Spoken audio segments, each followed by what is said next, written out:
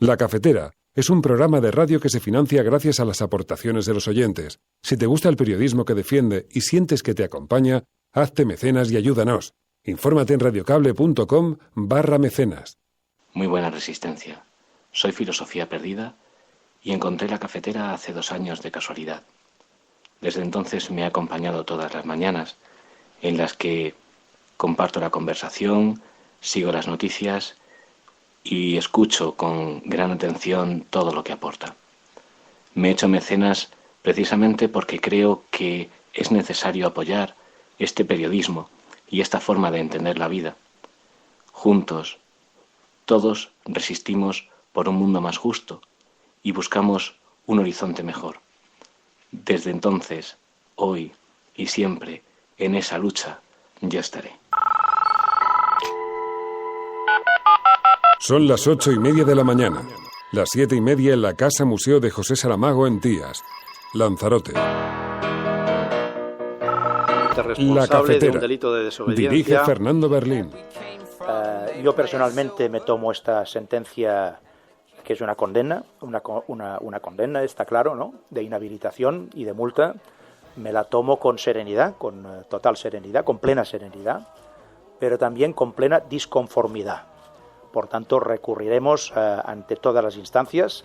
En la que tenemos esperanza es en las instancias jurisdiccionales europeas, en la justicia europea.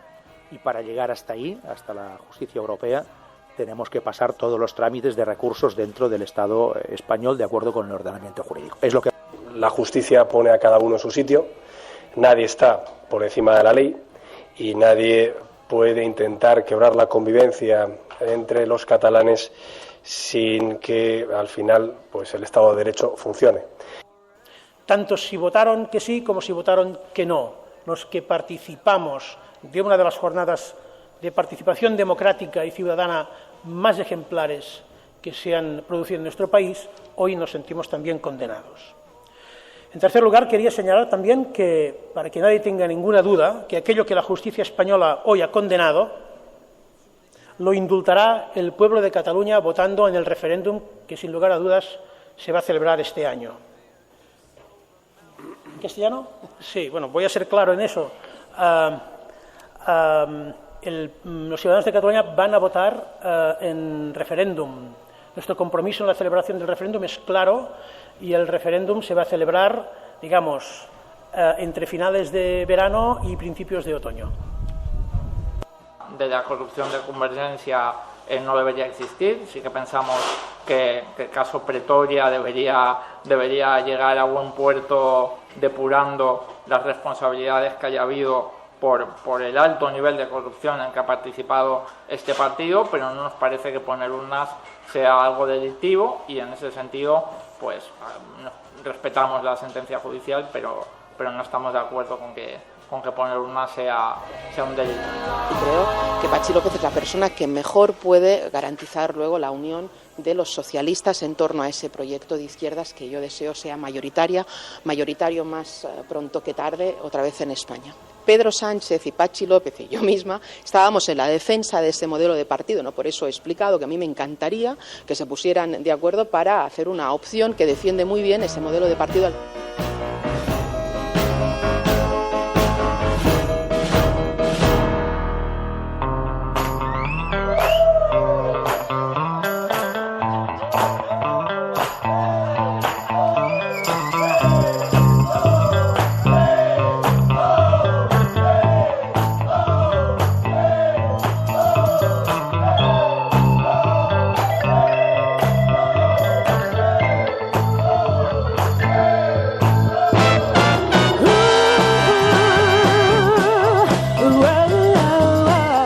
Buenos días, cafetera, bienvenidas una mañana más a este rincón en las afueras de Sherwood.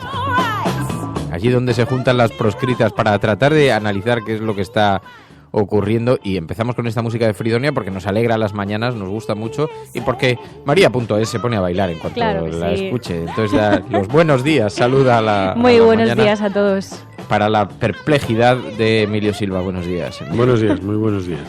¿Qué te parece? ¿Se pone a bailar? ¿Quién, yo? María.es.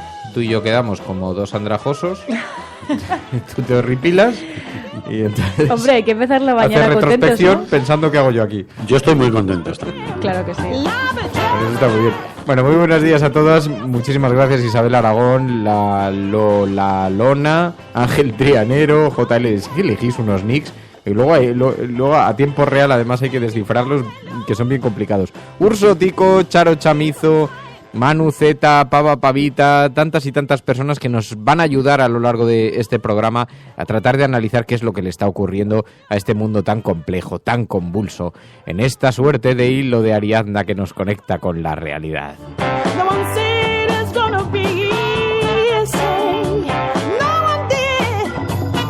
Ayer es que estuvo mi amiga Bea aquí, que estuvo cenando con nosotros, María Deportes conmigo, y decía, es oyente de este programa, y entonces decía...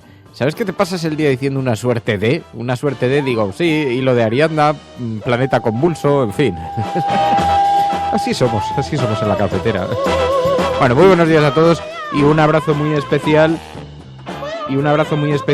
A la gente que se incorpora aquí y especialmente a los expatriados también que nos ayudan desde fuera de España pues nos envían, son nuestros ojos en el exterior. Estás escuchando La Cafetera y si lo estás haciendo eres la resistencia y no estás sola.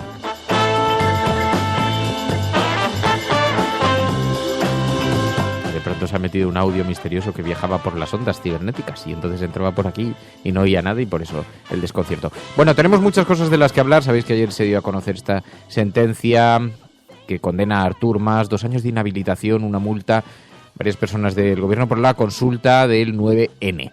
Y vamos a hablar de ello. Vamos a hablar de ello con Gabriel Rufián. Siempre nos gusta hablar con Gabriel Rufián porque es un diputado muy atípico en el Parlamento que provoca siempre mucha... En fin, digamos, es provocador y nos interesa mucho su perspectiva sobre lo que está ocurriendo en Cataluña y cómo acogen esta sentencia, la llegada de esta sentencia. Escuchábamos a Puigdemont que decía lo que la justicia condena lo va a indultar la ciudadanía después. Así que hay muchísimas reacciones, como os podéis imaginar, puesto que este es probablemente la primera muestra de lo que va a ocurrir a partir de ahora en Cataluña en torno a este gran debate, a este gran pulso que se está viviendo. Podéis suponer, hoy es la portada en todos los periódicos de este país, así que vamos a tener la oportunidad de hablar de este tema, pero hay otros temas también sobre los que tenemos que planear, temas que trataremos además en la agenda de La Cafetera. Porque estás escuchando La Cafetera, y si lo estás haciendo, eres la resistencia, y no estás sola.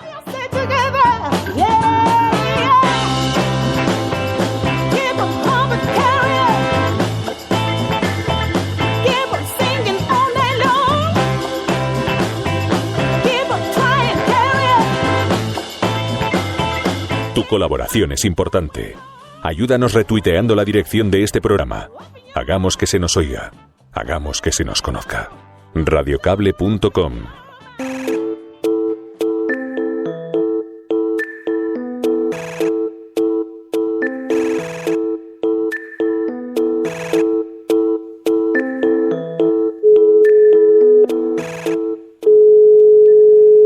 Fernando. Estás escuchando La Cafetera. Gabriel Rufián, muy buenos días. Buenos días. Me gustaría pedirle en primer lugar una primera valoración de esta condena a Artur Mas por el 9N. Bueno, yo creo que hay una frase que se dice mucho, decimos mucho aquí en Cataluña, que es que el Estado nunca falla. O sea, es previsible. Si tiene algo bueno es que es previsible. Y además entendemos perfectamente que el Estado, el PP, el gobierno, en definitiva, hace lo que hace y es dramático porque así gana elecciones.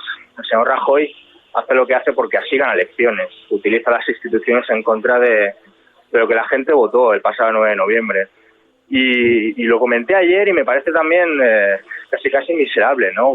Hoy en día en el Estado español se puede votar, por ejemplo, a Pedro Cuevas, al asesino de Guillem Agulló, pero en cambio quien quiera hacerlo no puede votar a Artur Mas. Simplemente debe poner una urna, ¿no? Bueno, me parece que forma parte un poco de esta regresión democrática por parte del Estado español. Sí, hemos visto ese tuit que ha tenido una repercusión muy amplia en Internet. Luego te preguntaré por eso, pero esta condena a Artur Mas, se estaba diciendo en las últimas horas, es gasolina para el independentismo. Sí, no, yo creo que requiere un debate un poco más amplio. Nosotros somos muy reacios a ese discurso, yo creo, minoritario, de que cuanto peor mejor. Yo no me voy a alegrar nunca, lo he dicho muchas veces, de que alguien como el señor Rajoy mande tanto, o como el señor Rivera, que gane elecciones en definitiva, pero es que es lo que hay.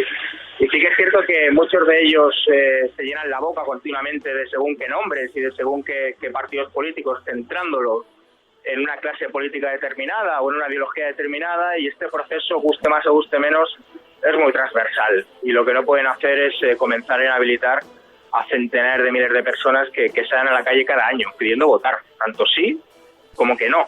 Es que es pura democracia y puro sentido común. Puigdemont ha dicho que lo que la justicia ha condenado lo van a indultar los catalanes. ¿Está de acuerdo con esta afirmación? Pues absolutamente. Y repito, al final no solamente lo van a hacer los demócratas del sí, sino también lo van a hacer los demócratas del no. Nosotros somos firmes defensores de la gente del no, la gente que quiere ir a votar que no. Primero porque es una opción, como no puede ser de otra manera, tan lícita como la opción del sí. Y segundo porque seguramente los partidos que representan el no en una campaña por un referéndum normal y corriente, sino el no a la democracia, pues PP, PSOE, Ciudadanos, incluso algunos sectores de Catalunya Sí que es Pot, o la marca blanca de Podemos aquí en Cataluña, como se le quiera llamar, en el Parlamento de Cataluña me refiero, pues no lo harán, seguramente no lo harán. Así que quizá lo tenemos que hacer nosotros. Repito, lo hará tanto la gente del sí como la gente del no votando, porque al final se persigue a gente simplemente porque puso las urnas. Esta caída a los infiernos de Artur Mas nos hacía pensar, ¿estas escaleras por las que baja Artur Mas son las mismas por las que está subiendo Oriol Junqueras? No, lo hemos comentado ya hace muchos meses, más que nada porque hace muchos meses que prácticamente todas las encuestas, que habría que ponerlas también un poco en barbecho porque últimamente se equivocan bastante, todas dicen que Esquerra Republicana está muy fuerte, que podría ganar unas hipotéticas elecciones autonómicas, pero es que siempre decimos lo mismo y siempre hemos dicho lo mismo. ¿De qué nos vale ganar unas elecciones autonómicas? Esquerra Republicana, lo decimos con toda la humildad del mundo, pero también con toda la firmeza, no queremos ganar unas elecciones autonómicas, ni siquiera queremos que se convoquen. Sería traicionar a la gente que nos votó. Nosotros lo que queremos es ganar un referéndum. Y esto se hace entre todos o no se hace. Y se hace también con lo que representa el PDeCAT, con lo que representa las CUP, demócratas y las plataformas civiles. Y necesitamos que todos aquellos que están en esto pues estén lo más fuertes posibles. Así que yo entiendo que se hagan esas interpretaciones desde según qué sectores, pero no tiene nada que ver, más que nada porque sería traicionar a la gente que nos votó y sería buscar ganar unas elecciones autonómicas que no queremos ganar. Sé que es pedirte que hagas algo de futurología, pero por hacer algo de pedagogía política, ¿qué es lo que crees que va a ocurrir ahora? Porque da la impresión de que se está produciendo una cierta escenificación de tensión para ver las dos partes hasta qué punto, hasta dónde están dispuestas a llegar, pero que nadie quiere la colisión final. ¿Qué crees que va a ocurrir? Nosotros aquí pensamos que el Estado seguirá en esta campaña porque, repito, así gana elecciones, el Partido Popular así las gana y entonces esperamos pues inhabilitaciones. Seguramente el siguiente será el señor Homs, seguramente el siguiente será el señor Junqueras, lo sabemos perfectamente, seguramente los siguientes serán otros, lo sabemos perfectamente, y también seguirá la maquinaria del fango, la maquinaria mediática en contra de todo esto. Nos levantaremos cada mañana con amenazas, con sentencias, con editoriales, llamándonos absolutamente de todo. Bueno, estamos muy acostumbrados. Nosotros, o a mí últimamente me preguntan mucho en Madrid, pero no tenéis miedo y tal, y siempre lo decimos con humildad, pero también con un poco de, bueno, pues que estamos muy acostumbrados. O sea, nosotros partimos de la base de que irán a por nosotros a todos los niveles, a todos, y que estamos frente a quienes estamos, y no lo decimos nosotros, lo dice el propio excomisario Villarejo y las escuchas absolutamente miserables del exministro Fernández Díaz así lo atestiguan, ¿no? Pues bueno, guerra sucia, Operación Cataluña, etcétera, etcétera, etcétera. En todo caso, aunque hayan sido vinculados los dos debates, lo cierto es que también hay un debate que está relacionado con la corrupción, que es paralelo, que se han vinculado, que se ve claramente la intencionalidad, pero que existe. Y para mí es obligado preguntarte, ¿tú pondrías la mano en el fuego por decir que Artur Mas está independizado de la corrupción del 3%? Me parece un símil curioso lo de independizado. Pues no tengo ni idea. Yo supongo que si el señor Mas, como cualquier otra persona, tiene que dar algún día explicaciones frente a un juzgado por supuestos casos de corrupción, pues espero que lo haga, más que nada porque por Esquerra Republicana no será. Nosotros estamos en contra de cualquier corrupción, incluida también la del Estado español, la del PP, la del PSOE, la de Ciudadanos. De hecho, una de las cosas que más hilaridad, al principio era enfado, pero ya hilaridad provoca por parte del independentismo, yo creo que ya a nivel general, es que nos vinculen con Pujol. Más que nada porque Pujol fue un señor que primero pactó con Aznar, después primero con Felipe, después con Aznar y llegó a ser español del año. O sea, es más suyo que nuestro. O igual cuando nos vinculan con Millet, que es un señor que era amigo íntimo de José María Aznar y de hecho era miembro de honor de las FAES. Es decir, que lo podemos llegar a entender perfectamente, pero no tiene absolutamente nada que ver, y yo creo que aquel que conozca o tenga un mínimo de sentido crítico de lo que está pasando en Cataluña, pues sabrá que al final no es para tapar nada ni tiene absolutamente nada que ver. Bueno, sea como fuere, iremos viendo cómo se van desarrollando los acontecimientos, pero en todo caso eres diputado, tienes una visión privilegiada sobre lo que está ocurriendo en la política española, y ahora que estamos viendo este enorme revuelo en el Partido Socialista, ahora que parece que Susana Díaz va a anunciar su candidatura, ¿cuál es tu candidato preferido para la Secretaría General del Partido Socialista? Bueno, yo lo he comentado alguna vez públicamente, yo creo que la futura Secretaria General del Partido Socialista Obrero Español, yo hago la apuesta, no sé exactamente cómo lo harán al final, sin primarias o con unas primarias un poco curiosas, será Susana Díaz. Pero no lo digo yo, lo dicen los poderes fácticos y es más que nada porque, bueno, es la candidata de según quién, no de la militancia como se demostró, sino de según quién. También conviene decir que Pedro Sánchez no es Gramsci, aunque aquí ahora parezca un federalista asimétrico izquierdoso. Nuestra experiencia con Pedro Sánchez es la que es, un señor, a mí me parece un señor que no tenía absolutamente ni idea de lo que pasaba en Cataluña, bueno, lo que es un profesor de universidad privada bastante moderado. Esa alternativa radical del PSOE, pues yo creo que demuestra lo mal que está el PSOE. Vimos un tuit que publicabas en Internet al conocer que Susana Díaz anunciaba esa candidatura. Causó cierto revuelo, decía: Susana Díaz es trending topic. ¿Qué ha pasado en el Partido Popular? No sé si esta regla de no meterse en los asuntos internos de otros partidos sirve para mucho, pero... No, hombre, nosotros con un toque de ironía o de sarcasmo lo que queremos reflejar es lo que yo creo que sabe cualquier persona. Susana Díaz es la candidata ideal para el frente o el régimen del 78, no lo decimos nosotros, lo dicen ellos. La portada del ABC, diría que de ayer, antes de ayer, no recuerdo, lo demuestra. Es una persona ocupada por la gente que realmente manda desde despachos en este país. Yo creo que podemos hacer ver que no, pero es que es lo que hay. A mí me gustaría que fuera diferente. Me gustaría que, por ejemplo, como Tapias, el profesor Tapias, tuviera alguna oportunidad, pero es que no tiene absolutamente ninguna. Entonces, bueno, al final mandará en el PSOE una señora que dice que no es ni de izquierdas ni de derechas, y que pacta con Ciudadanos y que a los independentistas nos llama radicales, ya podemos, pues bueno, bolivarianos y todo esto. Yo creo que si le quitas el logo a Susana Díaz de detrás, en según qué mítines, parece una candidata del Partido Popular o de Ciudadanos, que es aún peor. Oye, y por último, nos estaban preguntando, el sábado acudiste al programa Sálvame Deluxe y me decían, esto es que el proceso no se ve muy claro. Claro. ¿Esto de él, perdón? Que el proceso no se ve muy claro, que se teme por el proceso. No, a ver, primero lo que nos comentaban es que iba a ser una tertulia política. Conviene recordar que hablamos de política, hablamos de un tema, a mí me parecía muy interesante, que es el tema de la igualdad de la mujer, de la maternidad, de derechos, en definitiva, esenciales para cualquier democracia, y sobre todo, pues bueno, pues yo creo que normaliza. A mí me parecía inédito pues que un independentista o una persona, un republicano de izquierdas, en definitiva, como puedo ser yo, pues que tenga ese cabida, ¿no?, en un programa de ese tipo. Se puede criticar, como también se criticaba al principio cuando los políticos comenzaban a ir a la noria, y luego al final pues todos se peleaban por ir, ¿no? No sé, nosotros estamos por intentar ir a todos los sitios y por intentar ocupar un espacio que hasta ahora teníamos vetado, y me parece una buena noticia poder ir y poder hacerlo, y sobre todo normalizar según qué cosas, y que la gente vea que no tenemos cuernos ni rabo. Pues Gabriel Rufián, muchísimas gracias por atender esta llamada. Mucha suerte. Muchas gracias. Estás escuchando La Cafetera.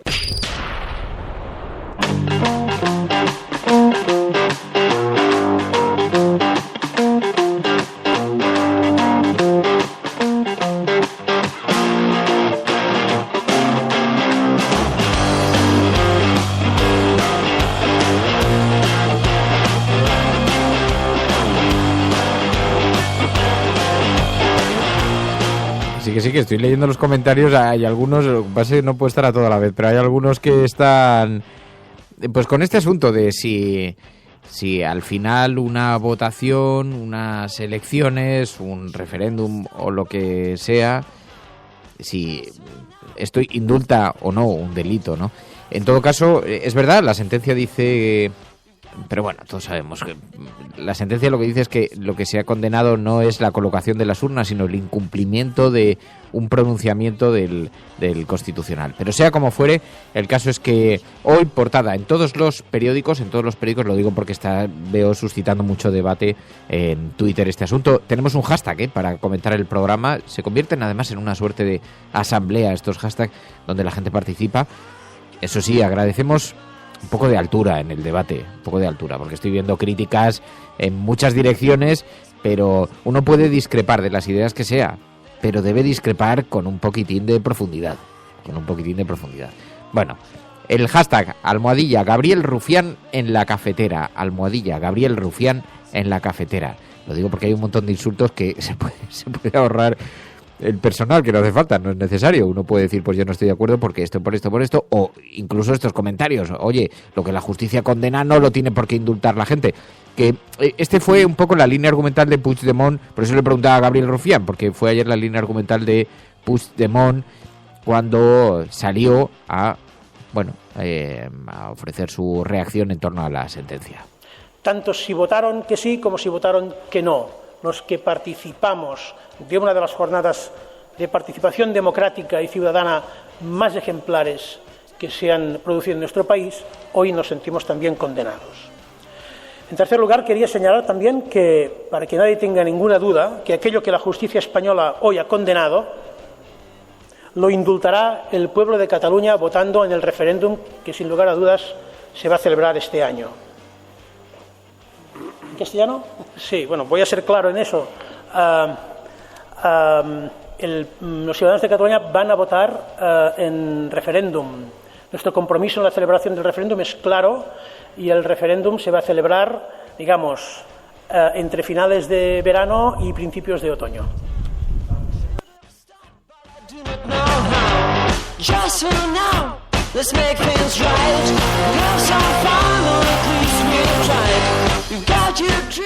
Emilio. Bueno, hay que ver qué bien tiene sincronizado todo este proceso el independentismo y el gobierno actual de Cataluña, ¿no? Mañana viene Puigdemont a Madrid, justo después de esta sentencia, para entregarle un premio al seleccionador, al entrenador de la selección española, que de una forma casi de enredar, un premio que llevaba años sin concederse y que ahora se renueva justo detrás, y toda esta sincronía que parece ir, como dice, hacia finales del verano, principios del otoño, ¿no? Que puede coincidir con el 11 de septiembre, ¿no? Bueno, parece eso de finales del verano, principios del otoño. Sí, pero en todo caso sí que es verdad, yo entiendo las críticas cuando se lanzan diciendo, hombre, está muy bien, pero este proceso, este pulso, está salpicado de algunos ejercicios que no se pueden considerar demasiado democráticos desde el Estado español, y vemos todo el proceso no solamente el asunto de las escuchas, todo el proceso de abrir ahora el melón de la corrupción en Cataluña, un melón que, por cierto, ha existido siempre, del que se ha conocido, se ha sospechado siempre, que incluso ha estado en el Parlamento, en boca de los parlamentarios catalanes, y que de pronto irrumpa cuando, hombre, digamos que no es, entendiendo que se están utilizando unas herramientas, no sé si muy democráticas, ¿no? Me da la impresión. Cuando nos vamos acercando a finales de verano y principios del otoño, ¿no? Parece que va ahí una... Sí, que se están concentrando como todas las reacciones, ¿no? Y vemos esta inhabilitación de 2 años, hoy portada en todos los periódicos, insisto, el periódico El País dice más, inhabilitado 2 años por desobedecer a la justicia, el Tribunal Superior de Justicia de Cataluña condena al expresidente por el referéndum ilegal del 9N, el político independentista recurrirá al Supremo pero no podrá ser candidato, y el tribunal asegura que Mas pervirtió los principios democráticos. Dice también el periódico El País que el PD de Cataluña carece de un líder sólido para afrontar la próxima campaña del Partido Democrático de Cataluña, dice el periódico El País en su portada. Reacciones numerosas ayer. El propio Artur Mas insistió, dijo, no estoy conforme y recurriré en todas las instancias en las que tenga que recurrir. Yo personalmente me tomo esta sentencia, que es una condena, una condena, está claro, ¿no?, de inhabilitación y de multa, me la tomo con serenidad, con total serenidad, con plena serenidad, pero también con plena disconformidad. Por tanto, recurriremos ante todas las instancias. En la que tenemos esperanza es en las instancias jurisdiccionales europeas, en la justicia europea, y para llegar hasta ahí, hasta la justicia europea, tenemos que pasar todos los trámites de recursos dentro del Estado español de acuerdo con el ordenamiento jurídico. Es lo que... También hubo reacción por parte del Partido Popular. Pablo Casado, la justicia pone a cada uno en su sitio, dijo ayer. La justicia pone a cada uno en su sitio, nadie está por encima de la ley y nadie puede intentar quebrar la convivencia entre los catalanes sin que al final pues el Estado de Derecho funcione. Emilio. Bueno, la justicia pone a cada uno en su sitio. Si eso ocurría realmente, pues igual veríamos otra fotografía del Congreso de los Diputados bastante diferente, ¿no? También llama la atención que a algunos periódicos la sentencia les ha parecido testimonial, ¿no? Como dice El Mundo, quiero decir que consideran que ha sido un desafío una gran amenaza al Estado, el desafío independentista, y les parece que 2 años de inhabilitación son algo muy insuficiente, ¿no? Entonces, bueno, pues aquí vemos cómo ese nacionalismo español está casi exigiendo, ¿no?, una hoguera para Artur Mas, que realmente yo creo que para ellos, Gabriel Rufián lo ponía en duda, ¿no?, como si eso no gasolina, pero evidentemente esta persecución española fuera de los cauces habituales de la política, y hoy se cumple el aniversario de la victoria de Zapatero en las elecciones de 2004, que luego durante unos años fue el político mejor valorado en Cataluña, el presidente de España. Es decir, qué vuelco ha dado la cosa en unos años, ¿no?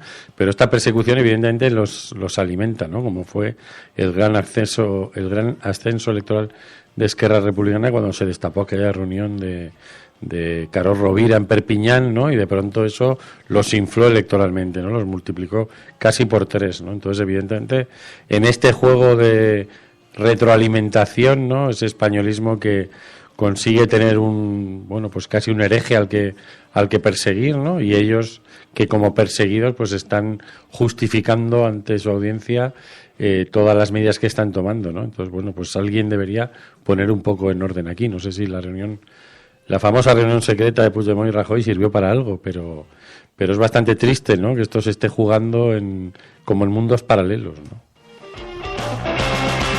Yo lo que me cuesta creer es que esto sea una suerte de estrategia. Yo creo que es verdad que unas y otras posiciones pueden terminar retroalimentándose, pero no de forma planificada, organizada. O sea, es evidente que el Partido Popular intenta obtener un rédito electoral. O sea, algo con esto se beneficia. Ahora, me cuesta creer que Esquerra Republicana se beneficie de eso intencionadamente. O sea, otra cosa es que el Partido Popular le está haciendo su campaña en Cataluña o le está ayudando en su campaña, ¿no? Pero me cuesta creer que Esquerra Republicana se alegre de la situación. Me cuesta creerlo, no lo sé si será verdad, ¿no? Cada uno tendrá su opinión en eso, ¿no? Pero sí, dime. Bueno, hay un proverbio chino que dice que cuando 2 elefantes se aman, destrozan la hierba sobre la que se aman, y cuando 2 elefantes se pelean, destrozan la hierba sobre la que se pelean, ¿no? Yo creo que hay ciertos intereses compartidos y es muy peculiar, por decirlo sencillamente, como en un gobierno como el catalán actualmente, apoyado y formado por grupos de izquierda, pues se dan cosas como el fin de semana pasado, se ha estado debatiendo la semana pasada en el Parlamento catalán acerca de los 30 millones de euros de dinero público de la Generalitat que va a colegios ultracatólicos que separan a niños de niñas, ¿no? Y quiero decir, hay unos intereses que mientras todo esto está ocurriendo, ¿no?, pues circulan casi por la trastienda por otro lugar, ¿no? Pero yo creo que cuando nadie rompe este juego es porque en el fondo cada uno está sacando su beneficio. Bueno, pero porque hay un objetivo compartido que se considera de mayor importancia que los colegios, la educación o lo que sea, y el objetivo compartido está relacionado con un espacio de oportunidad que es cierto, que es el de la independencia, que nunca en la historia reciente de España había tenido este espacio de oportunidad. Nunca se había visto en una situación como esta que pueda encontrar una una posibilidad de sacar adelante no ya el referéndum, sino incluso cómo va creciendo el independentismo, ¿no? Y eso hace que otros asuntos pasen a segundo lugar, ¿no?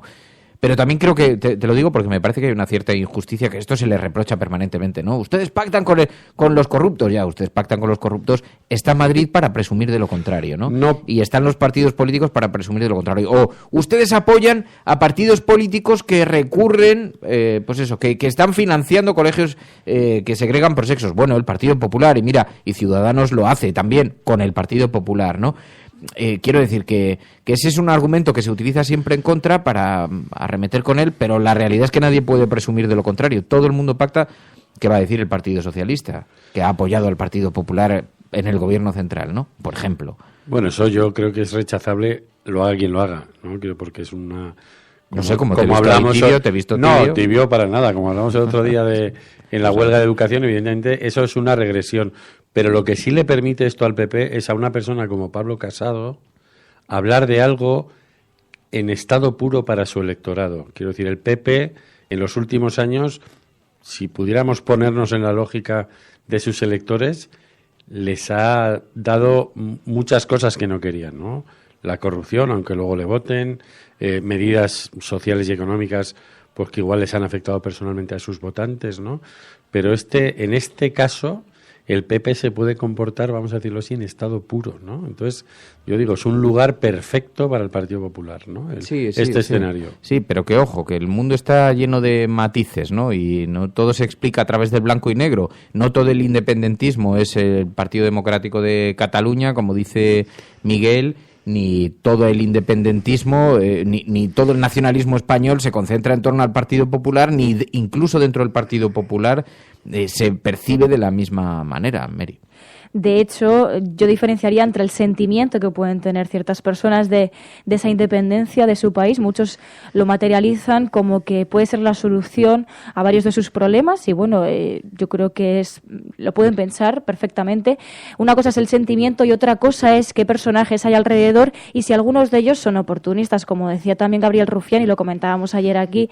Pedro Sánchez se ha convertido también en un mártir, en este caso de la izquierda. Artur Mas, yo creo que ayer se convirtió también en un mártir de la independencia. Evidentemente ninguno de los dos en su momento, si mirásemos a la hemeroteca, defendían esas posiciones, pero han conseguido aprovechar esto y creo que mucha gente que pueda tener esos sentimientos dice, bueno, no es el personaje que más querría yo, pero sí es la única solución para llegar a mi fin, que es el de la independencia y en el caso del sentimiento del Partido Socialista, pues llegar a esa izquierda en el Partido Socialista, pues bienvenido sea, porque como decía Gabriel Rufián, el señor Tapias lo tiene mucho más difícil que Pedro Sánchez. Y el caso es que ayer lo que sí que es cierto es que se debería establecer una cierta separación en torno a... Una cosa es el proceso que está viviendo Cataluña, el pulso que se está viviendo para con España, y otra diferente son los asuntos relacionados con la corrupción. Y no deberían ir en el mismo paquete porque todos deberíamos anhelar una sociedad libre de corrupción y, en ese sentido, con una justicia que funcione en torno a eso y que no esté intoxicando otros debates que son puramente políticos. Ayer Pablo Echenique se refería a este asunto. De la corrupción de Convergencia no debería existir. Sí que pensamos que el caso Pretoria debería llegar a buen puerto depurando las responsabilidades que haya habido por el alto nivel de corrupción en que ha participado este partido, pero no nos parece que poner urnas sea algo delictivo y en ese sentido pues respetamos la sentencia judicial, pero no estamos de acuerdo con que poner urnas sea un delito. Bueno, así que lo vemos en las portadas de los periódicos. No, iba a decir que precisamente en esas portadas llama la atención, yo creo que más es el condenado más contento que he visto en mi vida, ¿no? Parece que está dando una rueda de prensa después de haber ganado unas elecciones con la alegría que tiene prácticamente en casi todas las fotos de portada, ¿no? Si quitamos alguna, pero en todas está feliz, como si estuviera anunciando pues una conquista, ¿no? Un buen resultado electoral. El viaje de Artur Mas, de todas maneras, es que también tiene una lectura, ¿no? Porque es verdad, él no era independentista, de hecho era antiindependentista, ahora lo estaban recordando en el chat del programa, ¿no? Y tiene una lectura. A mí siempre me ha sorprendido también, porque más allá de la discrepancia que se pueda tener o no con su viraje, o con sus ideas, o con sus planteamientos, o con lo que sea, pero siempre me ha sorprendido la forma que ha tenido la prensa de Madrid para tratar de ridiculizar al personaje, ¿no? Cuando probablemente es uno de los políticos más preparados que hemos tenido entre la clase política. Es llamativo, ver las ruedas de prensa, por ejemplo, que da en varios idiomas, es absolutamente alucinante. Esto es desconocido, ¿no? Y ha tenido una enorme habilidad en muchas circunstancias para situarse en el epicentro de algunos debates y apartar otros, ¿no? Y en ese sentido es de una enorme habilidad política, más allá de la consideración que uno pueda tener o no para con el proceso de Cataluña. Pero esa ridiculización permanente para tratar de presentarlo como el diablo con rabo, a mí me choca, porque no ayuda mucho a comprender qué es lo que está ocurriendo en Cataluña y desde luego no ayuda mucho a resolver el problema. Bueno, portada del ABC, Artur Mas en primer plano, con la bandera de Cataluña detrás, ayer tras conocer la sentencia del Tribunal Superior de Justicia de 2 años de inhabilitación y una multa de 100 euros diarios durante un año. El 9N les sale más caro a los restos de Convergencia que a Artur Mas. Parece quejarse el periódico ABC en su portada. Primera condena a un molt honorable. La inhabilitación de 2 años al expresidente por desobediencia al Tribunal Constitucional complica el plan de la antigua Convergencia Democrática de Cataluña, ahora Partido Democrático de Cataluña, de recuperarlo como candidato ante un probable adelanto electoral. Bueno, si había alguna intención efectivamente de que Artur Mas pudiera ser el candidato de nuevo, pues con esta inhabilitación parece que queda despejado ese asunto. ¿Puede estar relacionado una cosa con la otra? Es difícil de ver, es difícil de pensar, pero desde luego llama la atención. El periódico El Mundo, el desafío de Mas le cuesta solo 2 años de inhabilitación. Es un poco lo que decías, Emilio, que la posición de la prensa es como qué pequeña pena les ha caído tras este desafío al Constitucional, ¿no? Porque los titulares van todos en esa dirección. El desafío de Artur Mas le cuesta solo 2 años de inhabilitación, dice el periódico El Mundo. El Tribunal Superior de Justicia culpa de desobediencia al expresidente, a Rigau y a Ortega y les absuelve de prevaricación. La sentencia no le impedirá concurrir a las elecciones del 2019 si se agota la legislatura. Y Puigdemont, lo que condena la justicia lo absolverá el pueblo con un referéndum. Esas declaraciones que escuchábamos. Y también Escocia impulsa otro referéndum separatista para finales del año 2018, cuando todo parecía que estaba tranquilo. De pronto en Escocia encontramos esta nueva señal de inestabilidad en el entorno de la Unión Europea, si es que se puede calificar así. Bueno, esto es lo que a la portada del periódico El Mundo se refiere, y ya sé yo que la que estáis esperando es la de La Razón. Ya.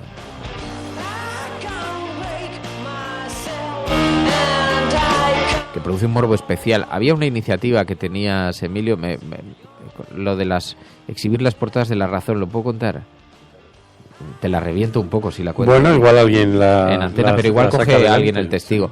Decía Emilio que sería maravilloso hacer una exposición con las mejores portadas de La Razón.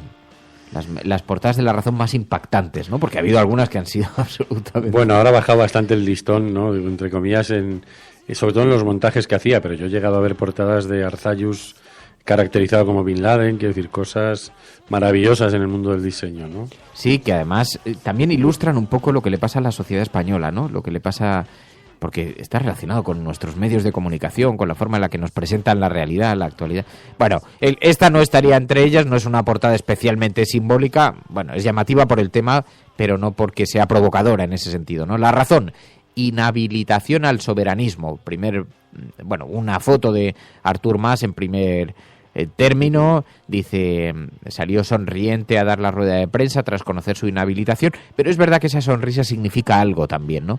Porque Artur Mas es una inhabilitación, eso le impide ser candidato, es verdad, pero de otra manera también, digamos que escenifica, le sitúa, le coloca como un personaje muy completo dentro del asunto independentista y del pulso, ¿no? Dice el periódico La Razón, el Tribunal Superior de Justicia de Cataluña rebaja la condena más a 2 años por desobedecer al Constitucional, por convocar el 9N, frente a los 10 que pedía el fiscal por prevaricar. Y también el expresidente recurrirá al Supremo, al Constitucional y a Estrasburgo y no podrá ser candidato a no ser que el Tribunal Supremo revoque esa sentencia, cosa bastante improbable en este momento. También el Partido Democrático de Cataluña esperaba la resolución para empujar a Mas hacia el abismo y distanciarse de sus escándalos, dice el periódico La Razón. También Escocia anuncia que hará otro referéndum de independencia antes de el Brexit, dice. Bueno, Pues fijaos que hay un artículo, una entrevista que ha pasado bastante desapercibida, de Esteban González Pons en la BBC. Ha dicho que España no vetaría la entrada de una Escocia independiente en la Unión Europea. Os podéis imaginar el revuelo que esto provoca, porque el eurodiputado español, que ha sido entrevistado en la televisión pública británica, ha sugerido que el gobierno español no impediría una eventual entrada de Escocia en la Unión Europea, lo que sí parece que haría ante una Cataluña independiente. Así que, bueno, se crea allí de pronto una incoherencia que veremos a ver qué resonancia tiene en la política española, porque ha pasado bastante desapercibida, no deja de ser un personaje muy característico del Partido Popular, y es una entrevista en la prensa internacional. Nos la envió alguien ayer, veo que lo ha recogido Pilar en Radio Cable, y dice que ante el anuncio de las autoridades escocesas de que van a pedir un segundo referéndum, Esteban González Pons concedió esta entrevista, y como España tiene su propio conflicto con el independentismo en Cataluña, pues para evitar comparaciones parecía que iban a asumir otra posición. Sin embargo, Esteban González Pons ha defendido que España no se opondría de plano, ya que su opinión, dice Esteban González Pons, la situación de Cataluña y la de Escocia es muy diferente, pero la BBC lo ha destacado con enorme importancia también. Emilio. Inmediatamente salió el ministro de Asuntos Exteriores a decir que si Escocia se independiza, que se ponga fuera de la Unión Europea a la cola para volver a entrar. No, son mensajes contradictorios enviados desde el mismo partido político, y además el ministro de Asuntos Exteriores, que ha sido compañero hasta hace 2 días de Esteban González Pons en el Europarlamento. Pero sin embargo, insisto en que esta entrevista ha pasado con una relativa discreción en el panorama político español.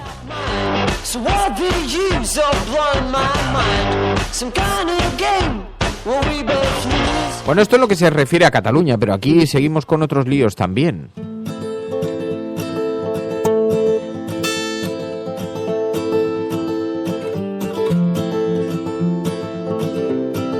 ¿Qué me decías, Emilio? ¿Perdón? Hay algo que curioso, ¿no?, en la portada del diario El País, que se sale en su fotografía de la condena de Artur Mas y incluye a la de esta mujer de 64 años que ha tenido mellizos, creo, y un debate, no sé si es una irresponsabilidad que eso ocurra, pero llama la atención, ¿no?, como en un momento así de repente se centra en una noticia como esa.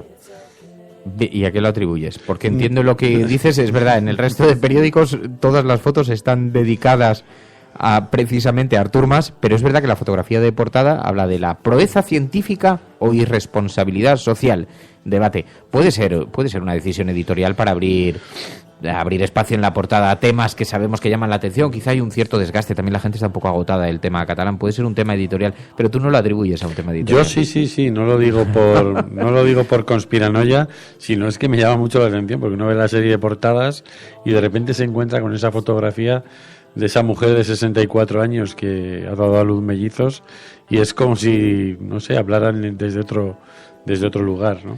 También es verdad que se está viviendo, esto lo tenemos que comentar aquí un día en el programa, porque estoy seguro que a los oyentes les va a interesar, porque se está viviendo un debate muy intenso en los medios de comunicación, porque se observa un cierto desgaste sobre los temas de actualidad política, un cierto agotamiento de la gente, ¿no? Y entonces se está apostando mucho por el clickbait. Estamos viendo en la portada de los digitales temas absolutamente absurdos, o sea, como periódicos de una gran tradición de información política y esto, que de pronto te están hablando de las 12 mejores playas para pasar el invierno, o los 12 mejores gatitos más expresivos de Internet, ¿no? O todas estas noticias que acaban con el "y le pasó esto", ¿no? Sí, bueno, ¿cómo? Iba a votar en el referéndum catalán y le pasó esto. Esto, de todas formas, a mí me interesa, porque también no solamente está pasando, porque es verdad que hemos vivido un año, los 2 últimos años, de una grandísima intensidad política en España, y ahora parece que la gente está un poco agotada de ese tema, ¿no? Yo creo que también se está dando un cambio de modelo radical en los medios de comunicación, ¿no? Un ejemplo claro fue, por ejemplo, el tuit con el que Donald Trump, antes de ser investido presidente, paralizó una inversión de la Ford de 1.500 millones de dólares, ¿no? Como un tipo escribe 130 caracteres y puede paralizar una inversión en México de esa cantidad de dinero. Y ahí hay una competencia, ¿no?, digamos, entre entre los medios y el poder incluso que han tenido los medios tradicionales y que ahora están perdiendo, pero también hay una confusión, ¿no? Porque precisamente ayer cuando estaba leyendo un artículo sobre la participación de Gabriel Rufián en Sálvame, lo que decía el artículo que estaba yo leyendo es que el programa Sálvame Deluxe está cayendo en audiencia y entonces ante su despiste ha metido contenidos políticos para ver si se salva, ¿no? Entonces hay ahí un momento de confusión, ¿no? En que en las televisiones españolas solía ser al revés, que es cuando algo no funciona, dar noticias del corazón, pero ahora ni el corazón está funcionando. Bueno, de hecho eso en las mañanas está pasando también. ¿Y qué decías, María? Que con esto también lo que yo creo que va viendo es que la gente se cansa de digamos, los temas políticos que también son muy pesimistas, que no se puede cambiar nada, ¿no? Un poco lo que hablamos muchas veces, y yo creo que también tendríamos que dar buenas noticias políticas, que seguramente encontremos muchas, para dar un poco de esperanza de que realmente la política sirve para algo, de que sirve también informarse y de que, bueno, que podemos informarnos más allá de si el gatito está arriba o abajo y veamos qué pasa en nuestro país. Pero sí que hay un cansancio sobre lo que pasa en nuestro país, porque la gente durante todo este año pues le ha parecido algo incansable, es que era alucinante. Pero sí que es verdad que yo creo que también los medios tenemos una oportunidad para recuperar esa desafección política. Yo no lo sé.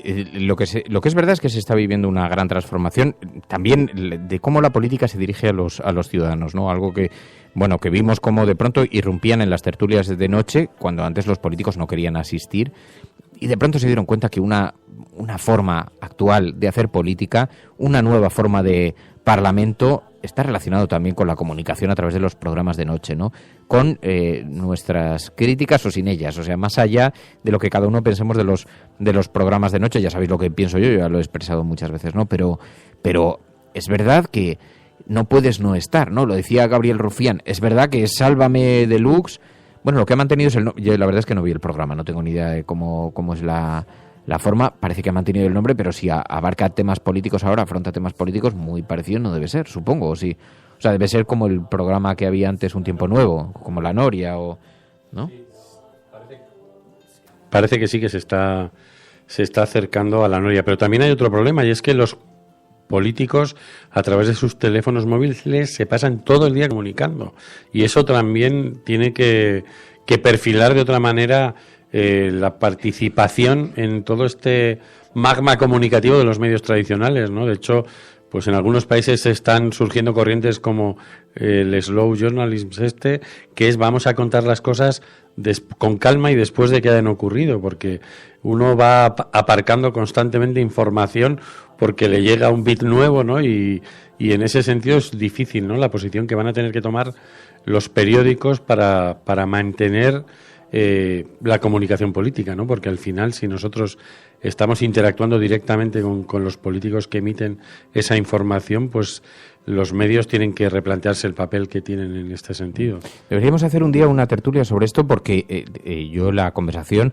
es verdad que existe, está en el seno de los medios de comunicación, de cómo se está transformando la información, cómo se está transformando también la forma en la que se redactan los titulares para conseguir seducir a los oyentes, a los lectores que reciben tantos estímulos que para atraer su atención tienen que ser cada vez más provocadores, más interrogantes.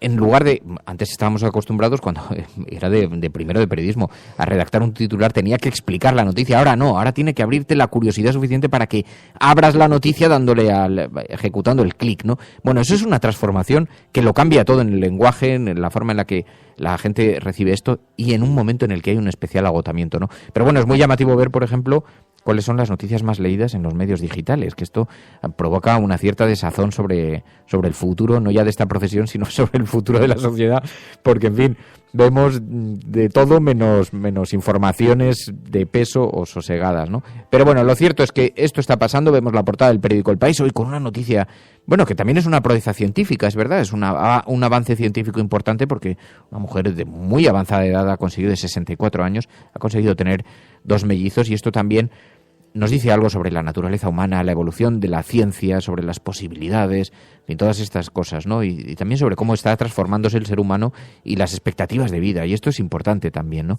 Pero, bueno, hoy convive con una noticia de mucha relevancia política en España, que está relacionado con todo lo que está ocurriendo en Cataluña. Mientras tanto, el Partido Socialista está viviendo su propio periplo y ayer escuchamos cómo se pronunciaba Francina Armengol, presidenta de Baleares, pedía unidad entre Patxi López y Pedro Sánchez. Esto ha caído con una cierta, con un cierto terremoto en el Partido Socialista.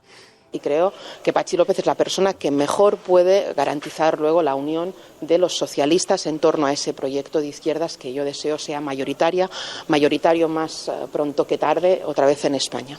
Pedro Sánchez y Patxi López y yo misma estábamos en la defensa de ese modelo de partido, ¿no? Por eso he explicado que a mí me encantaría que se pusieran de acuerdo para hacer una opción que defiende muy bien ese modelo de partido. ¿Qué os parece esto? Bueno, Patxi López precisamente es el candidato a la Secretaría General que está amenazando, digamos, o anunciando la posibilidad de una fractura dentro del partido, ¿no? Y quizás esté construyendo ese papel, ¿no?, en el que él es un aglutinador y puede ser como la garantía de que el PSOE va a salir unido y poco dolorido, ¿no?, de este proceso. Yo creo que quiero decir, mucha gente piensa, bueno, Patxi López digamos que es el centro, ¿no? Se presenta como yo no soy ni de Susana ni de Pedro Sánchez, ¿no? No estoy ni a la izquierda ni a la derecha, porque de hecho él lo dijo claramente. Entonces estoy en el centro, pero claro, al final ¿con quién te vas a ir, no? Mucha gente está como esperando que si gana Pedro Sánchez, él con quién va a ir, si gana Susana Díaz, con quién... no se sabe qué va a hacer Patxi López. Lo que mucha gente cree es que no va a ganar. No, y hay como una cierta sensación de que es una herramienta, ¿no? Es un instrumento de alguien, no se sabe muy bien qué, porque se le atribuyen muchos vínculos con Alfredo Pérez Rubalcaba. Alfredo Pérez Rubalcaba, claro, hay unas relaciones ahí que se crean siendo ministro del Interior.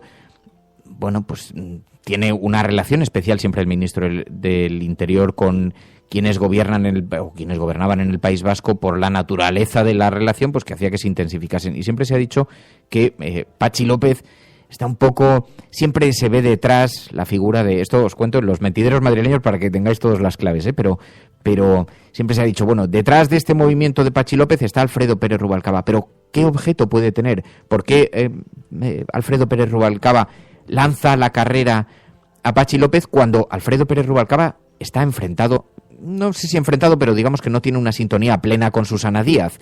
¿Por qué? Probablemente porque quiere tener algo que decir, quiere tener a alguien a través del cual decir algo, o sea, que juegue algún peso, porque en algún momento Patxi López recibirá algunos votos que podrán ser determinantes o podrán contar, tendrá una cuota de poder, y esa cuota, pues hay quien cree ver detrás la sombra de Alfredo Pérez Rubalcaba, que si además le añadimos esta historia de que Alfredo Pérez Rubalcaba ahora está en el consejo editorial del periódico El País, ya se ven muchas manos paralelas que sitúan todo el debate. Sin embargo, el periódico El País ha hecho una clara apuesta por Susana Díaz. Hoy hay un artículo que nos estáis pidiendo que destaquemos, nos estáis pidiendo en Twitter que destaquemos. Ojo, estamos utilizando este hashtag, @ Gabriel Rufián en la cafetera. Y cojo el testigo, porque efectivamente había gente que me decía, oye, Fernando, habla de este asunto. ¿Cómo es posible que hoy el periódico El País en su portada lleve esta nota de claro apoyo haciéndole la candidatura a Susana Díaz? Una nota que dice: alcaldes y dirigentes de toda España garantizan su apoyo a Susana Díaz. No se lanzará sin red a la carrera para liderar el PSOE, según resaltan dirigentes de distintas provincias y alcaldes que apoyan su candidatura. Cuando el 26 de marzo la presidenta de la Junta de Andalucía celebre su esperado acto con militantes en Madrid, ya contará con el respaldo de varios miles de afiliados. Diferentes secretarios generales del partido dan por descontado que Díaz dispondrá de una red de apoyo de una cierta relevancia para enfrentarse a Pedro Sánchez y a Patxi López. Decenas de alcaldes, concejales, secretarios de agrupaciones locales y provinciales. Esta es una noticia en realidad que podría haberse redactado con cualquiera de los candidatos, porque cualquiera de los candidatos tendrá el respaldo de seguramente decenas de alcaldes, decenas de secretarios generales, decenas de personas involucradas en la vida política del Partido Socialista, ¿no? Pero lo digo porque llama la atención esto, ¿no? Bueno, tenemos que pensar qué acto debe estar preparando Susana Díaz para presentarse en Madrid el día 26, ¿no? Porque va a tener que entrar en esta competición arrasando, ¿no? Después de haber dejado durante un cierto tiempo que la candidatura de Pedro Sánchez se fuera inflando, incluso que le hiciera algún daño en alguno de sus feudos, como ha sido el acto que hizo hace unos días en Cádiz, ¿no? Y por otra parte, me alegra saber que Rubalcaba tiene sombra. Yo creo que el PSOE ganará, en general como partido, si piensan los votantes, porque esto está muy bien, ¿no? Yo creo que está muy bien pues que los candidatos lo hagan con los militantes y tal, pero lo que no sé es si les sentasen a esos 3 candidatos con los votantes medios del Partido Socialista, cuál ganaría de ellos. Y eso yo creo que es lo que tendrían que tener más presente y que creo que muchas veces muchos políticos de muchos partidos no tienen en cuenta, se ciegan con los militantes y no tienen en cuenta a sus votantes.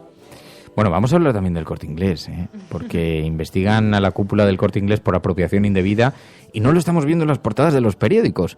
Pero sabéis que hay una cosa que se llama la agenda setting, las portadas de los grandes periódicos impresos, y hay otra cosa diferente que es la agenda de la cafetera, donde se coloca el foco en aquellas noticias sobre las que vosotros creéis que pongamos atención. Y para eso utilizáis el hashtag del programa, la agenda de la cafetera. From this day forward, it's going to be only America first. America first. Hemos hecho historia. El cielo no se toma por consenso, el cielo se toma por asalto. Y la confrontación electoral venezolana entre uno... Yes, we can. Yes, we did. Bueno, yo creo en la democracia y por tanto yo creo... No, hombre, no era instructora, no, hombre, no, es que no tienes ni idea. El enemigo es Daesh, el terrorismo yihadista. Cuando nosotros decimos que vamos a bajar los impuestos todavía más que ahora, tenemos credibilidad. Más allá de la agenda setting, está la agenda de los oyentes de la cafetera. Buenos días, cafetera. Parece lo que les pasa es que no sale el referéndum como ellos quieren. Entonces la lección sería: no hagas un referéndum si no lo vas a ganar. Que es la única salida al problema territorial. Bueno, pues noticias sobre las que, insisto, queréis que pongamos atención, María. Empezamos con la que has mencionado tú y que nos habéis enviado muchos de vosotros, entre ellos Salva DR, Ali GG, Tribilín, Zumbicio, y es que, como dices, investigan a la cúpula del Corte Inglés por apropiación indebida en el desembarco de su socio catarí. Un juzgado admite a trámite una querella de Ceslar, accionista del grupo, por apropiación indebida y blanqueo. Esto lo ha avanzado el Confidencial.com y dice que la Audiencia Provincial ordena la investigación del pago de 19,5 millones de euros a 2 empresas radicadas en Singapur y Emiratos Árabes tras el préstamo de 1.000 millones que concedió el jeque. Lo que pasa es que el demandante sostiene que ese supuesto trabajo de intermediación por el que el grupo abonó, como decimos, 19,5 millones, realmente no se produjo, según explica este demandante. Pero si nos vamos a... Espera, un segundo, vamos a hacer una pausa con lo del Corte Inglés porque vamos a detenernos aquí unos segundos, porque es verdad que el Corte Inglés ha gozado históricamente en este país. Creo que cada vez es más difícil para ellos que en las noticias no se comenten, porque es verdad, puede que a lo mejor los grandes periódicos, pero la noticia en la red está teniendo una repercusión absolutamente monumental. O sea, las fisuras en el sistema que ha provocado la irrupción de las redes sociales, entre otras cosas, en el sistema informativo, ha hecho que las empresas que antes, bueno, no se imaginaban estas repercusiones, ha hecho que las empresas ahora sepan que tienen muy difícil controlar la información. Pero lo que sí que se observa es un cierto, no vamos a decir silencio, porque no he mirado con detalle el interior en páginas interiores en los periódicos, pero desde luego no ocupa un titular en las portadas, eso parece evidente. Pero siempre ha sido así, Emilio, ¿no? O sea, con el Corte Inglés se dan situaciones absolutamente paradójicas, sentencias muy duras que nunca ven la luz, ¿no? El Corte Inglés ha sido siempre un medio que incluso tiene una biografía escrita por Javier Cuartas, que es el delegado del diario El País en Asturias, y que nadie podrá conseguir en una librería, porque cuando iba a salir a las librerías desapareció en el tránsito de la distribución, y es una empresa que ha financiado publicidad hasta en medios que nos podrían parecer inusuales, ¿no? Por ejemplo, la revista El Viejo Topo pues tenía todos los años 3 y 4 contraportadas del Corte Inglés, que debe ser o debía ser su mayor inversión publicitaria. Esa ha sido una estrategia en muchas ocasiones primero porque bueno, le funcionaba a nivel de ventas, pero también para callar algunas críticas. Carlos Eslepoy, que es un abogado argentino que lleva 40 años en España, sobre todo especializado en derecho laboral, pero también en derechos humanos, una de las personas que consiguió que se detuviera Pinochet en Londres, consiguió 2 sentencias por acoso sindical contra el Corte Inglés, de las cuales no dio noticia ningún medio de comunicación hace años, en las cuales mientras trabajadores que estaban en el sindicato vertical que tiene la propia empresa, ¿no?, para gestionar obedientemente, digamos, a sus trabajadores, pues quienes estaban en otros sindicatos que en algunas ocasiones se habían enfrentado a la dirección del Corte Inglés, durante años habían dejado de percibir aumentos de sueldo, pluses que cobraban compañeros que hacían el mismo trabajo, y esta sentencia llegó al Tribunal Constitucional. El Constitucional le ordenó al Supremo que la aplicara, el Supremo se puso a mirar para otro lado, y este abogado Carlos S. Poy volvió al Tribunal Constitucional y consiguió que se les pagaran todos los atrasos, que en algunos casos eran de varios lustros, en los que se había utilizado esa herramienta para perseguir a los trabajadores que defendían sus derechos, ¿no? Y nadie publicó una línea sobre esa sentencia. Hay un artículo que fue muy valiente, año 2012, La Marea, donde hablaba precisamente de cómo los grandes medios de comunicación, decía el Corte Inglés, la publicidad en los medios hace intocable al gigante, ¿no? De cómo se efectuaba este reparto publicitario en los grandes medios de comunicación, y decía, llama por eso poco en fin, digamos, no resulta entonces por tanto sorprendente que no se produzcan grandes denuncias mediáticas, periodísticas, sobre las actuaciones del Corte Inglés, etcétera, etcétera, o sobre resoluciones jurídicas que les afectan. Sin embargo, decía aquel artículo, lo que sí que se ha producido, dice, acusaciones de censura por parte de periodistas no, pero sí en el ámbito literario. Y hablaba de este caso de Javier Cuartas, el autor del libro Biografía del Corte Inglés, que llegó a denunciar el secuestro de los 20.000 ejemplares de su obra, ¿no? Que decía Javier Cuartas que la empresa ejercía una presión brutal para impedir que cualquiera que se acercase a investigar pudiese avanzar 1 milímetro, y entonces acusó directamente a este emporio editorial y a otros que nunca salió a la venta aquel libro, ¿no? Que milagrosamente fue desapareciendo, ¿no? También un día tenemos que hablar de el posicionamiento de los libros en sus librerías, porque esto pasa en otros centros comerciales. Esto es una cosa muy llamativa, ¿no? Claro, si una estructura de la dimensión del Corte Inglés decide que tu libro es cuestionable éticamente y no lo coloca en sus estanterías, lo condena al ostracismo. Y esto, ha habido algunas denuncias de escritores que conocemos que dicen, es que paradójicamente mi libro no lo colocan. Claro, uno nunca sabe si es una queja del escritor, que esto, a los que hemos vendido alguna vez algún libro, lo hemos intentado, pues siempre decimos, no, es que no está bien posicionado. Pero es verdad que llamaba la atención siempre que las temáticas elegidas desaparecían de las librerías, ¿no? O por lo menos de la parte más visible. Yo sí conozco a algún escritor que ha hecho campañas entre amigos pidiendo que cuando se pasara cerca de un Corte Inglés alguien entrara adentro a pedir su libro, ¿no? Porque precisamente estaba escondido en algún lugar, y si entraban 6 amigos, pues creaban, digamos, la expectativa de que aunque no les gustara mucho, había demanda, ¿no? Y lo iban a colocar en un espacio más apropiado. Pero yo recuerdo incluso, hace unos años salió un DVD de un concierto que hubo republicano en Rivas Vacia, Madrid, y fueron estos propios trabajadores, digamos, de sindicatos que no son el sindicato vertical, los que avisaron de que lo estaban escondiendo, ¿no? Entonces, evidentemente es una organización que ha hecho mucha política. Yo conozco grandes empresas editoriales de España que, por ejemplo, en la Feria de Sevilla tenían una caseta durante toda la feria que estaba ahí exclusivamente para que el jefe de marketing y publicidad del Corte Inglés apareciera con amigos cuando quisiera y tuviera una barra libre, ¿no? Y su principal función era esa, porque era tal la cantidad de dinero que ha invertido el Corte Inglés en publicidad, pues que realmente muchos medios y muchos grupos de comunicación se alimentaban de ese dinero. Bueno, pues esta noticia a la que se refería María, sobre la que querías que colocásemos el foco también y que está teniendo una enorme relevancia. Investigan a la cúpula del Corte Inglés por apropiación indebida en el desembarco de su socio catarí, y dan cuenta de ello todos los digitales, en realidad. Lo vemos en eldiario.es, lo vemos en Público, lo vemos en Infolibre, lo vemos en los grandes medios digitales, y por supuesto os recomendamos, acabo de tuitear ese artículo al que me refería de La Marea del año 2012, porque es bien relevante, ¿no? No estará muy actualizado, claro, fue hace 4 años, pero bueno, también nos da una idea de las raíces de por qué estamos donde estamos. Perdón, María.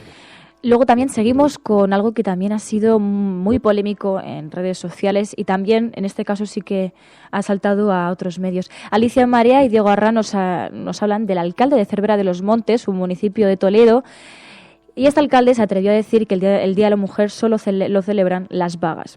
Un secretario provincial de Comisiones Obreras ha denunciado este comentario machista de este alcalde del Partido Popular, que también ha creado un gran rechazo, como digo, e indignación en las redes sociales. Si nos vamos a una noticia que tuvo trascendencia y la vuelve a tener ahora, y es la del drag queen que fue denunciado. Ángel Trianero nos envía la noticia de que Abogados Cristianos se querellará contra la Virgen Drag del Carnaval de Las Palmas. Lo cuenta Infolibre y dice que la Asociación de Abogados Cristianos, como decimos, ha anunciado que se querellará contra Drag Setlas por su actuación en el Carnaval de Las Palmas, que ha calificado como ofensiva después de que la Fiscalía Provincial del municipio haya archivado este lunes la denuncia al entender que los hechos denunciados no constituyen una infracción penal. Pero, como decimos, esta asociación se querellará otra vez contra esta persona. Y Maite y Kake Rodríguez nos piden que hoy es el día de la endometriosis, que hoy es el día de esta enfermedad que afecta al 15% de las mujeres y que, según nos hemos ido a informaciones de F-Salud, F-Salud explica que es una enfermedad tan frecuente como poco conocida. El tiempo en diagnosticarlo ronda de media entre los 7 y los 10 años y es causa de infertilidad entre el 30 y 40% de las mujeres que padecen esta enfermedad. Si nos vamos a lo que es la cuestión de la gestión, ¿no? De la gestión de hospitales, Marta Ibiza nos dice lo de las contratas es atroz. Y nos envía una información que dice que las trabajadoras de limpieza de un hospital público de Mallorca piden a la clínica las sobras de la comida. Elmundo.es ha escrito sobre esto y es que dice, hay gente desesperada porque nuestras familias subsisten solo con nuestras nóminas y algunas no pueden ni comer. Esto lo denuncia Sandra Llorente, una trabajadora de la limpieza de un hospital de Palma de Mallorca, que se ha visto obligada a pedir la comida sobrante de las cocinas del centro hospitalario para poder subsistir. Y es que lo que hay detrás es que ni Sandra ni sus 110 compañeras han cobrado la nómina de febrero de este mes de marzo, y denuncian que la situación de impagos por parte de la empresa se repite y se ha perpetuado en el tiempo, pese a las promesas del Servicio de Salud. Si nos vamos al impuesto al sol, que ayer volvió a ser noticia, pero en este caso porque el Gobierno ha vetado la ley contra el impuesto al sol y es porque, dicen, el Estado perdería 172 millones. Es decir, veta por cuestión de que afecte a los presupuestos generales del Estado. Esto nos lo ha enviado J. Miguel Corbera, Iñaki Bolea y Rocambov, que se han indignado bastante con esta noticia, y es que el Gobierno ha comunicado al Congreso su rechazo a la tramitación parlamentaria de la proposición de ley sobre autoconsumo energético, con la que la oposición pretendía proponer el fin al impuesto al sol. Un veto que se justifica en que su puesta en marcha supondría, como decimos, una merma en la recaudación de 162 millones de euros en impuestos y un gasto de 10 millones adicionales para compensar el déficit. La proposición, como decimos, se registró el pasado mes de enero por el PSOE, Unidos Podemos, PNV, Esquerra Republicana y todos los partidos del grupo mixto, a excepción de Foro Asturias, y que trataba de fomentar, como decimos, el autoconsumo energético. Y terminamos con, en este caso, refugiados, como muchos nos habéis pedido, en este caso con una polémica. Óscar Camps, de la ONG Proactiva Open Arms, ayer escribió un tuit diciendo una campaña mediática para criminalizarnos con los medios afines a Frontex y se preguntaba quién lo financia con dinero si es con dinero público y si lo investigará la Fiscalía.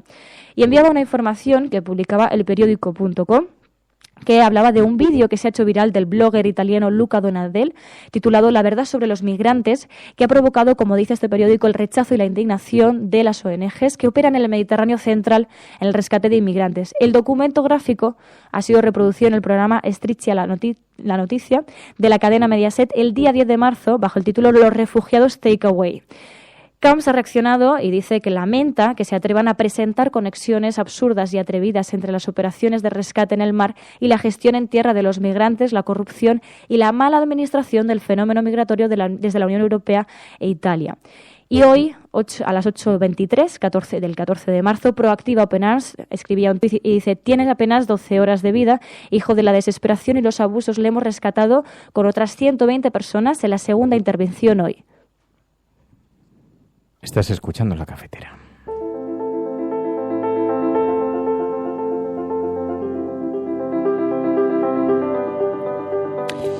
Nos vamos a marchar con esta música. Siempre ponemos sintonía en los últimos minutos del programa. Es una música, por cierto, que todo el mundo me pregunta, ¿qué música es la que suena? Es de Akashic Records, se llama Epic.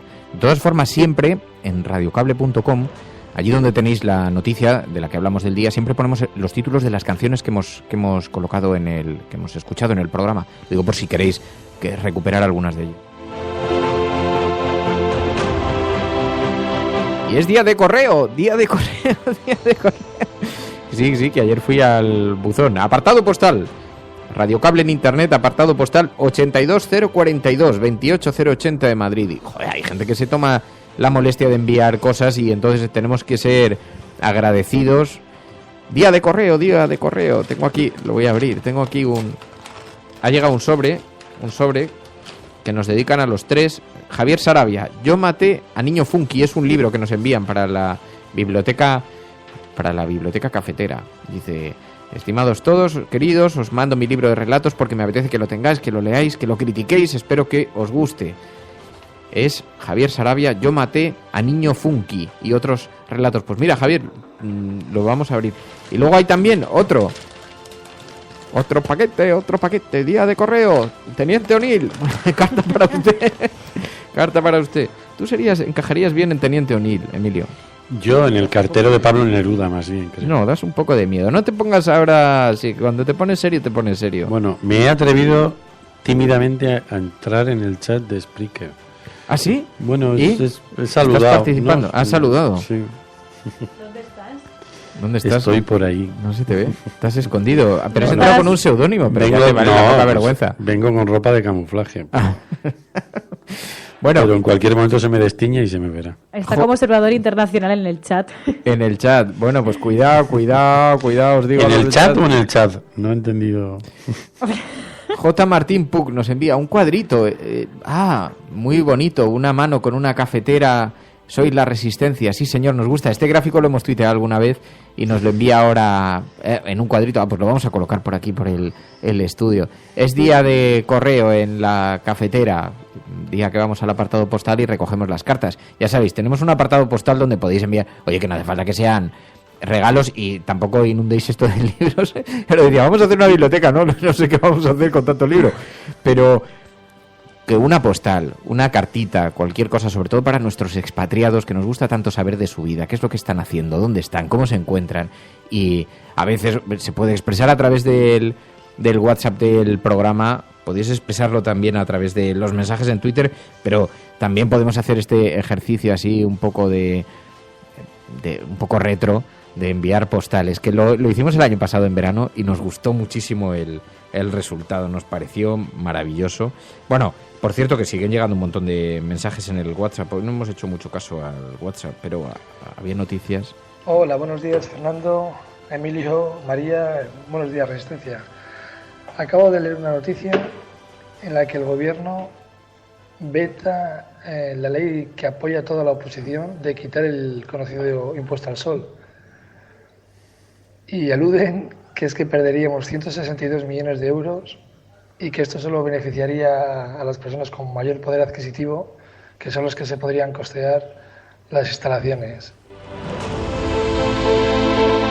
Es que esto es una cosa absolutamente... Sí, a mí me ha impactado mucho la noticia. Da un poco de pena, ¿no? Porque en el fondo nos retrata también...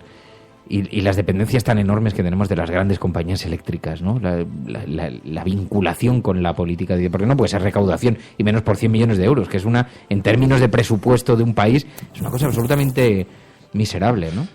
Es muy español ponerle un impuesto al sol y bajárselo a los toros. Hay una noticia aquí que ha colgado Miquel Lizaldez a raíz de la conversación que estábamos teniendo sobre el Corte Inglés, del dinero que va a invertir el gobierno en publicidad en este año. Y son en total 205 millones de euros, 70 de los cuales van a ir a campañas institucionales, ¿no? Esto mide la relación del gobierno o de quien gobierne, ya no del Estado, sino del partido que gobierna con los medios de comunicación en muchos casos, ¿no? Porque en las decisiones de a dónde va ese dinero, pues evidentemente se está concursando, ¿no? a recibirlo, y es algo que igual debería ser más transparente y que igual se debería decidir de una manera, no sé si más colectiva, ¿no? A ver, que vamos a escuchar otro mensaje. Creo que estáis hablando del lobo y me gustaría que hicierais un monográfico sobre las diferentes vertientes del veganismo. O sea, si estamos hablando de la protección del medio ambiente, sería conveniente empezar a tener en cuenta el boom que dentro de 5 o 10 años va a haber sobre el veganismo. Quien dentro de 10 años no tenga un respeto por la naturaleza de los animales estará fuera de juego. Un saludo. Pues resistencia. es verdad, es muy interesante porque lo vamos observando en un montón de gente joven que de pronto, yo lo he visto en mi sobrina. Me dice, no, es que soy vegana, es que yo no puedo comer carne, pero no ya solamente por una cuestión de salud, es una cuestión de responsabilidad para con el mundo que vivo, ¿no? Y las granjas de animales. Me ha sorprendido porque requiere de un grado de concienciación muy importante porque renuncias a algo en lo que estamos tan acostumbrados en la dieta y que estamos tan acostumbrados a disfrutar. Y ella dice, no, si a mí la carne me gusta mucho. Y lo que no me gusta es lo que supone para con los animales, ¿no? Tener que comerla. Y entonces me parece un ejercicio de una enorme responsabilidad y es verdad, probablemente no estamos siendo... Y yo creo que en eso sí que estamos avanzando poquito a poco, porque siempre se avanza poquito a poco, pero sí que lo vas viendo, ¿no? A ver, depende también de los grupos en los que te muevas, pero mucha gente se está sumando a esto. Hay veces que, pues lo que dices tú, ¿no? De veganismo por los animales, de veganismo también incluso por el cambio climático, por lo que supone también la sobreexplotación. Y la gente se está concienciando cada vez más.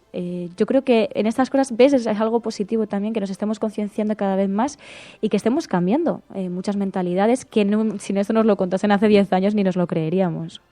Dice Amparaloya, dice, yo soy vegetariana, no he dado el paso todavía, no sé qué paso tenía que dar. Dice, somos muchos, es verdad, pero... Sí, no lo sé. Bueno, como ayer se abrió además este debate, mañana vamos a hablar del lobo, vamos a hablar con Luismi Domínguez, vamos a hablar de algunas cosas interesantes, pero hablaremos con Luismi Domínguez sobre esta batalla en la defensa del lobo, que además ayer se generó aquí un debate muy interesante, que fue un debate improvisado, porque no lo teníamos previsto, pero contestaba Alejandro Fernández, un oyente de este programa, y decía Alejandro... Dice, cuidado con el paternalismo del ecologismo urbanita, ¿no? hacia el mundo rural. Pero fue una conversación muy interesante, pues estuvimos intercambiándonos tweets, porque es verdad, ¿no?, que hay un cierto paternalismo, pero por otra parte hay que recordar que el medio ambiente, la protección del medio ambiente, no es solamente responsabilidad de unos pocos, ni siquiera de los que viven más cerca, es responsabilidad de todos. Por lo tanto, es un paternalismo en doble dirección, de la misma manera que estaría bueno que la gente de las zonas rurales no pudiera exigir ciertas conductas en las grandes ciudades para con el consumo, para con el desarrollo, para con la contaminación, porque al final nos afecta a todos, también a las zonas rurales, indirecta o directamente, ¿no? Y de la misma manera también desde desde zonas no rurales se puede hablar abiertamente de la necesidad de la protección del medio ambiente, porque además en esto todos tenemos que ir en una misma dirección, ¿no? Y aquí no hay unos que tengan más legitimidades que los otros. Yo creo que es muy importante que todos entendamos que la responsabilidad es compartida. Pero bueno, mañana hablaremos de este asunto con Luismi Domínguez, sabiendo que es un tema espinoso, que afecta a muchas cosas, que tiene, en fin, que toca muchas materias y que también hay ganaderos pues que tienen su propia visión sobre esto, pero nos parece muy interesante el debate que se ha generado y que se generó ayer a última hora en el programa, que de pronto tuvo una enorme repercusión en la red. Bueno, nos marchamos, ahora sí. Emilio, María, muchísimas gracias. Muchísimas gracias. Igualmente. Adiós a todos. Así Silvano, Yolanda, Corderito, de Murian, Enfermeros Alesa, Alejandro, tantos y tantos amigos. Un abrazo muy especial, especialmente para Enrique Quesada. Un abrazo muy fuerte, Enrique, que nos está escuchando ahora, lo veo. Un abrazo muy especial también para todos aquellos que se han hecho mecenas esta noche. No quiero irme sin darles un agradecimiento directo. Sergio, Aser, Marina, Antonio. De verdad, muchísimas gracias de corazón por confiar en este programa y por ayudar a que sea una realidad posible y sostenible en el tiempo. Estás escuchando La Cafetera y si lo estás